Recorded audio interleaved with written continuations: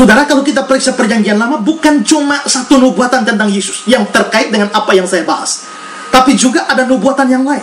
Nubuatan yang lain itu ada di dalam kitab Yesaya, pasal yang ke-11, ayat yang ke-10. Dikatakan di sana, maka pada waktu itu, Taruk dari pangkal Isai, ini bicara Yesus. Taruk dari pangkal Isai, karena Yesus itu keturunan Daud. Daud itu bapaknya Isai. Taruk dari pangkal Isai akan berdiri sebagai panji bagi bangsa-bangsa. Dia akan dicari oleh suku-suku bangsa. Tempat kediamannya akan menjadi mulia. Jadi dari sini saudara, Yesus dinubuatkan bahwa panji bangsa-bangsa akan berdiri terhadap dia. Dia akan dicari oleh suku-suku bangsa.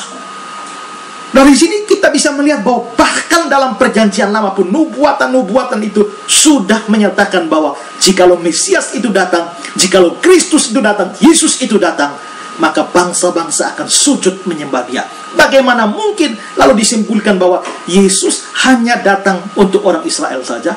Ini penafsiran yang konyol, penafsiran yang dari orang yang tidak mengerti hermeneutik Alkitabiah seperti Yahya Waloni ini. Lalu saudara, bukan cuma nubuatan dalam perjanjian lama yang berbicara tentang hal ini.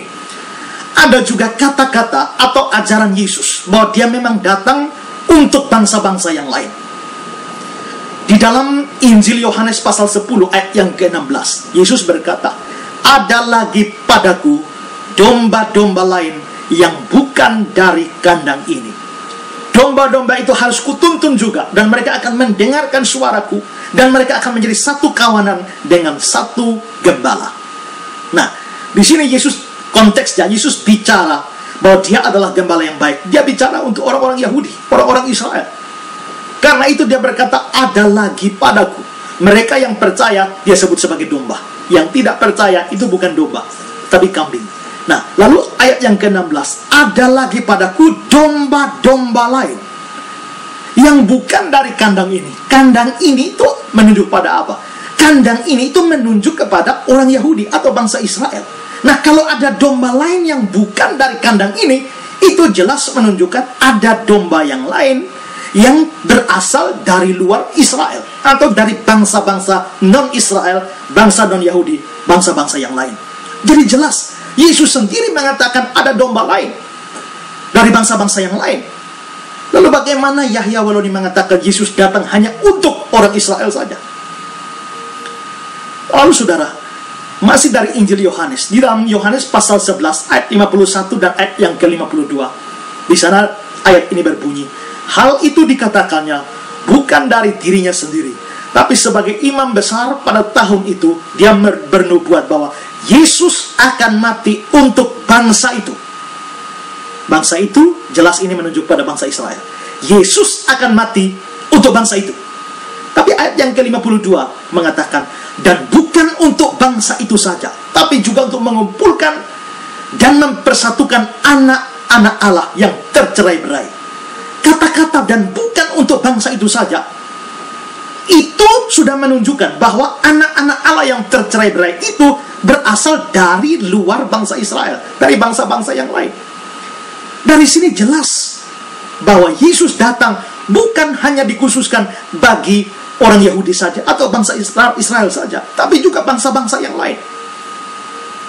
Kalau ini dianggap masih kurang, kita juga masih punya kata-kata Yesus yang terkenal sebagai mandat agung atau amanat agung dari Yesus.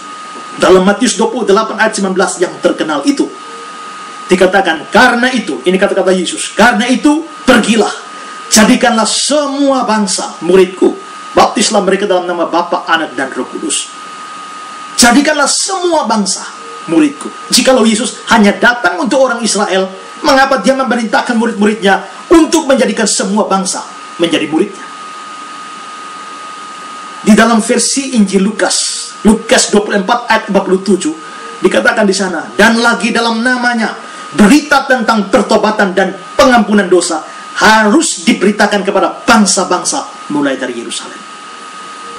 Ayat-ayat ini jelas menyatakan bahwa Injil atau berita tentang Yesus harus disampaikan pada bangsa lain selain bangsa Yahudi.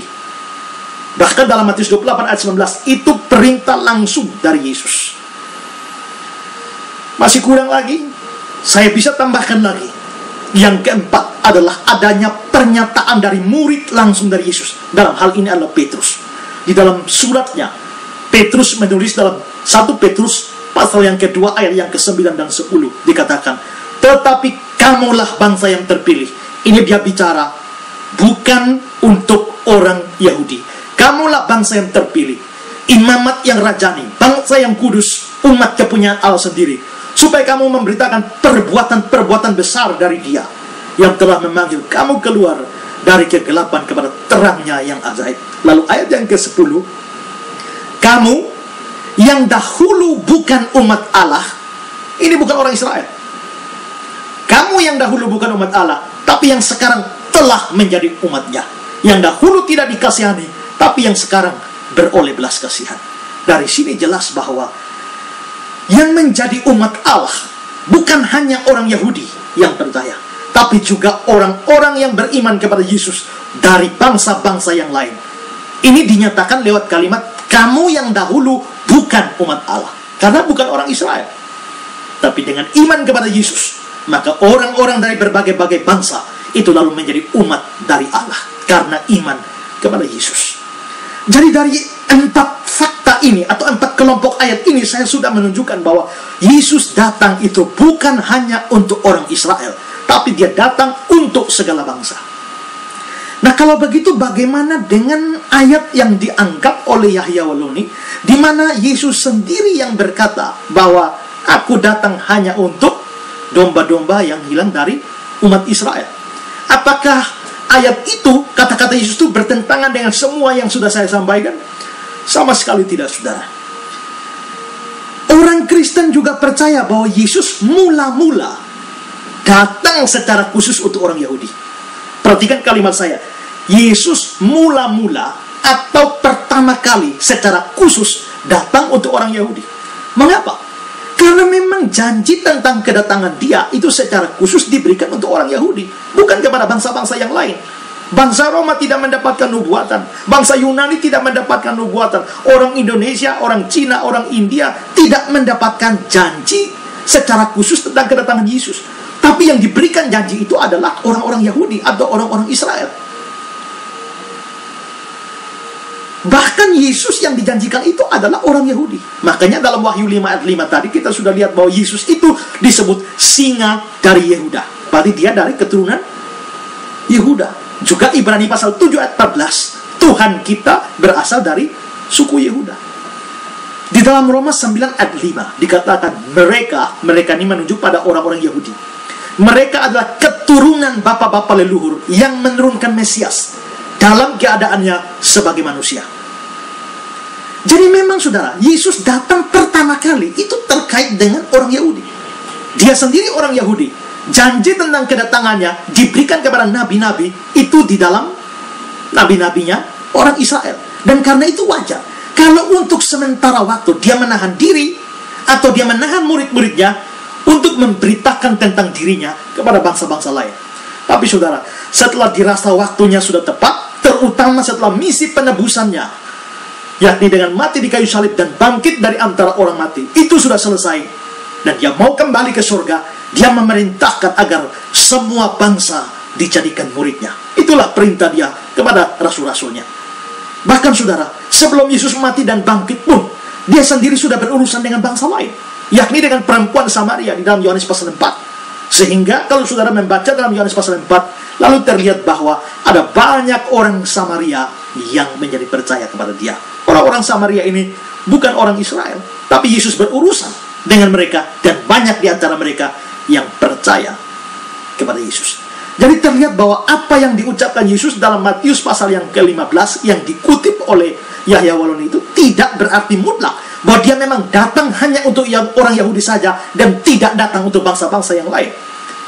Nah, disinilah menurut saya letak kebodohan dari Yahya Waloni yang kelihatannya tidak paham tentang ilmu menafsir Alkitab atau hermeneutik Alkitab dengan baik. Sehingga lalu dia menafsirkan satu ayat, dia pegang satu ayat, dia tafsir tanpa memperhatikan ada begitu banyak ayat yang lain yang menabrak penafsiran dia sendiri. Kalau dia mengatakan bahwa dia adalah doktor teologi, Dia mengatakan bahwa dia adalah mantan pendeta, mantan rektor sekolah teologi, mantan rektor Universitas Kristen. Saya heran, rektor macam apa, doktor macam apa yang prinsip hermeneutika yang sederhana saja dia tidak mengerti.